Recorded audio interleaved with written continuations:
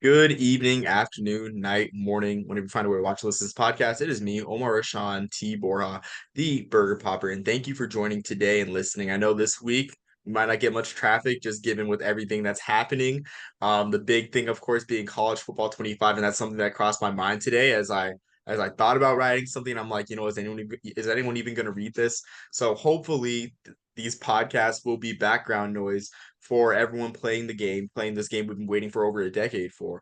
But joining me today is Alex Donno, the host of Locked On Canes and Locked On ACC, to discuss something that I wrote about last week, a topic that fascinates me a lot, being neutral site games and one game in particular. So, Alex, thank you for joining, and just tell us a little bit about yourself before we kick off. Well, thank you for having me, first of all. And I downloaded the game. I haven't played it yet. I've got the deluxe edition. Once I'm done with all my work later today, I'm gonna hit it up tonight. So I'm looking forward to that. And yeah, you guys can find me. I host two shows on the Locked On Network. I host Locked On Canes, where we talk Miami Hurricanes football, mostly football, a little bit of basketball every single day. You can find us on YouTube. You can get the audio version. And then I co-host Locked On ACC, where lately we've been mostly talking about lawsuits and conference realignment reports. I co-host that show with Kenton Gibbs, who's a former NC State defensive lineman, and those shows are both daily, so you can find them on Apple Podcasts, Spotify, YouTube, wherever you get your pods. Yeah, absolutely. And I mean, you mentioned the realignment, whether it's true or not, I guess there's a huge rumor that is definitely going to be firing everyone up for sure.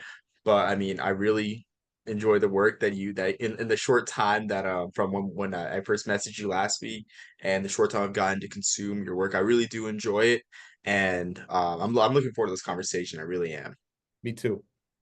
So, last week I wrote an article about, excuse me, about the 2027 Las Vegas kickoff. Why they're scheduling so far in advance, I'm not sure because they still have to schedule 2025 and 2026. There is going to be a Las Vegas kickoff that in those years, but Miami will play Utah in Sin City at Allegiant Stadium to kick off the season, much like USC and LSU are doing this year.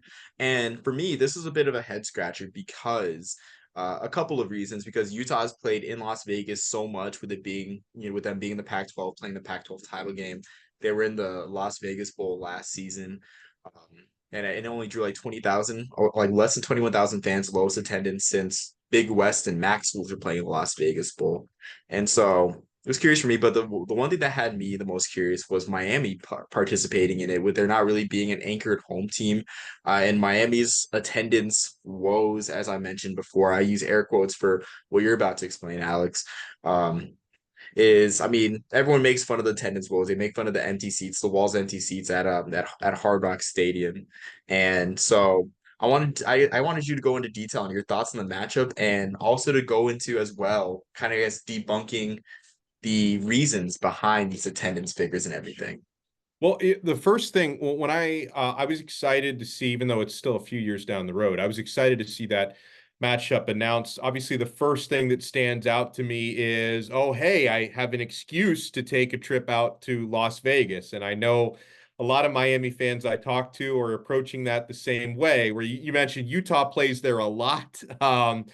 To my knowledge, I can say with 99.99999% certainty, Miami has never played a college football game in Las Vegas. So that would be a first for Miami fans, and there's no fatigue there. But then also the second thing that stood out to me is the matchup with Utah.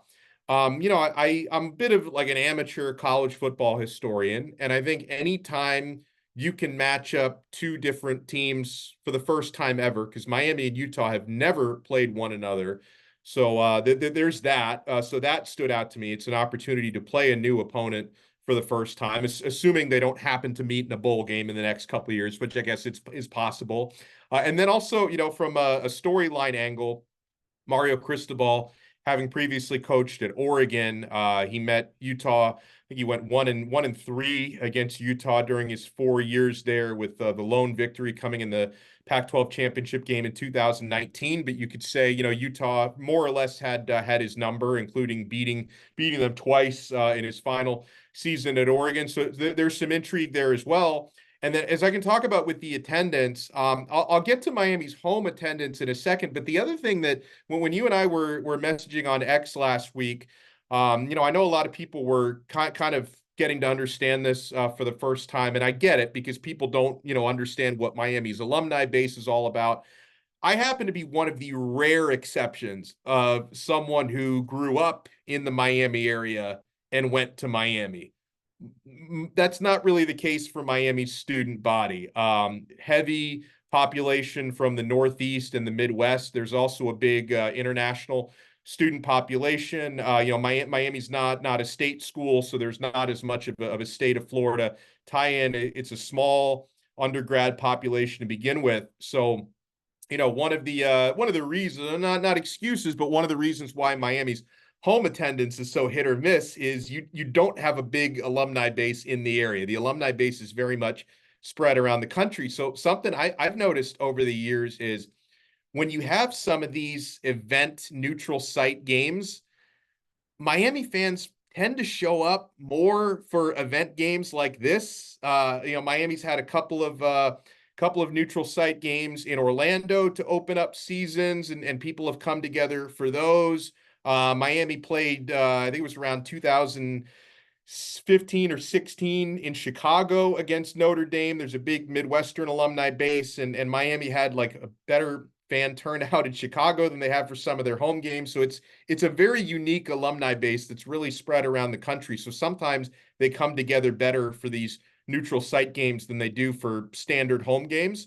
So I could definitely see, and again, people aren't planning their flights or anything yet, but I could definitely see this a few years down the road. This being the type of game where Miami fans may travel surprisingly well to, despite the fact that the home attendance sometimes it looks embarrassing. And I'll say that as someone who covers every game, and I grew up going to games, and yeah, there's this not everything people say about the South Florida sports fans are true, but one thing that is true is the support. There are ebbs and flows. When your team is good, the fans will show up to games. When the team is average or not so good, people will spend their money on doing other things. There's a lot of beaches. There's a lot of things to do in Miami that don't involve going to football games when your team is not good. So, it's not like Norman, Oklahoma or Tuscaloosa, Alabama, where every Saturday you're going to the game no matter what. In Miami, you better be really good if you expect people to show up to games. And so yeah, there are some Saturdays, if like a 5-4 Miami team is taking on a 3-6 Virginia team, yeah, there's probably going to be 20 some, maybe 30,000 people in the stands, and there's going to be a lot of empty seats on TV. Part of that issue is, Miami does share the stadium with the Miami Dolphins. It's not conveniently located to campus. It's about 20 miles away, something like that. It's not that easy to get to, unless the team's doing really well again. So a lot of these things contribute to hit or miss attendance. But I've seen that stadium look embarrassing on certain game days in terms of so few people there. But then I can also remember, Omar, going back to 2017 when Miami was 8 or 9-0 at the time, and they hosted the Notre Dame Fighting Irish at Hard Rock Stadium, and it was probably the best sports crowd I've ever seen. And I've gone to games for various teams all over the country. So when it's a big game and the team is good, people show up. When you have the opposite of that, people don't. So it's a very strange sports market down here in South Florida.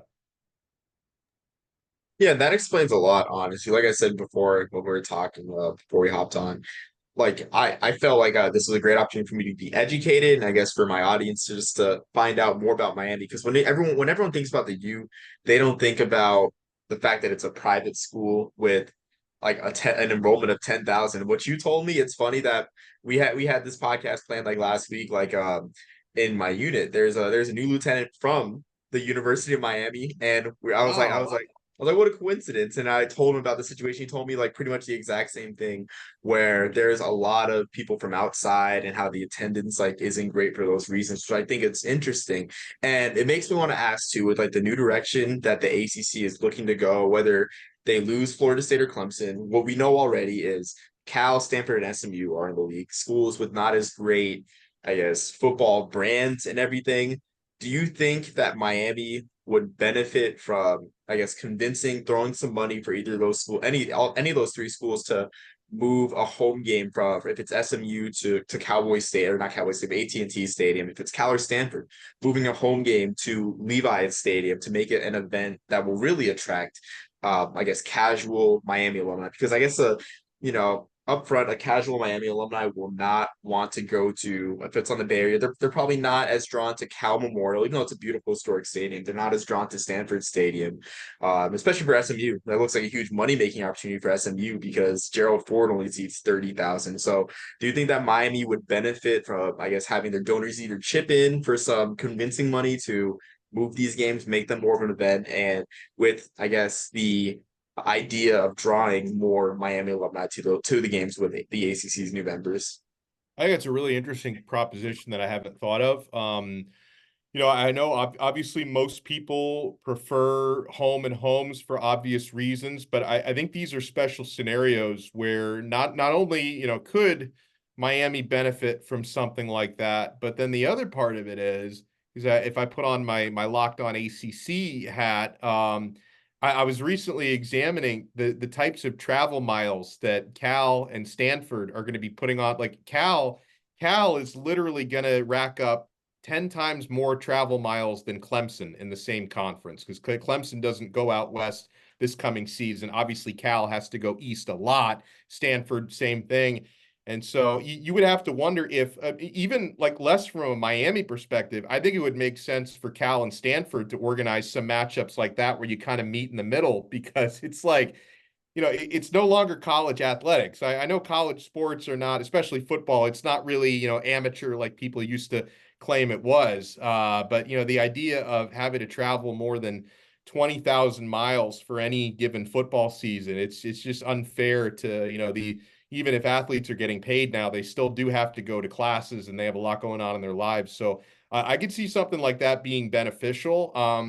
Maybe a school like Miami would be more willing to do that, but then at the same time, losing home games can be costly. So, but it's something I'd be interested in exploring because I honestly think Cal and Stanford would benefit probably more from something like that than anybody else. Being able to have some of these matchups, you meet halfway, like around Texas, rather than going all the way out east, 5, 6 times a year. So I think that's something worth exploring.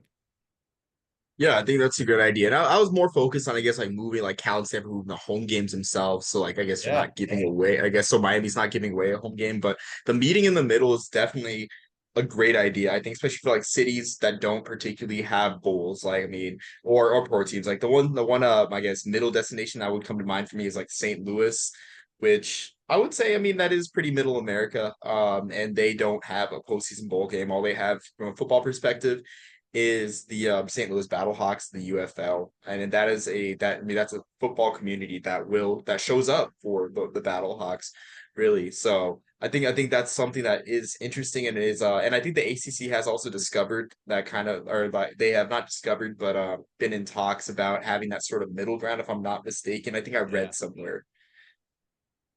Yeah, and I think they need it again because and it's also, I tend to focus so much on football and basketball, which are revenue sports, but then you got all this about, you've got your swimming, diving teams, all the non-revenue sports that have to be traveling across the country. I think you've got to find some solution that if you're going to make this work with Cal and Stanford in the ACC, you need to find some sort of middle ground where you can hold these games and events. Yeah, absolutely. And it's something I wanted to ask too, is going back to the beginning of our discussion, is you mentioning that a lot of Miami's student base is from the Northeast. I want to ask about the Temple series. I didn't get to look at the attendance numbers for this year's game at Lincoln Financial, or last year's game at Lincoln Financial Field. But was that something, I guess, that opportunity to go back to the Northeast and play in an NFL stadium?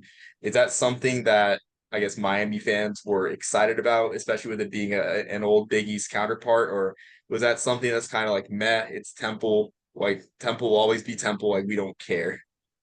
It was mostly meh, but I will say I didn't go to that game last year, but I know at least half a dozen people who did. So it goes Okay. into that.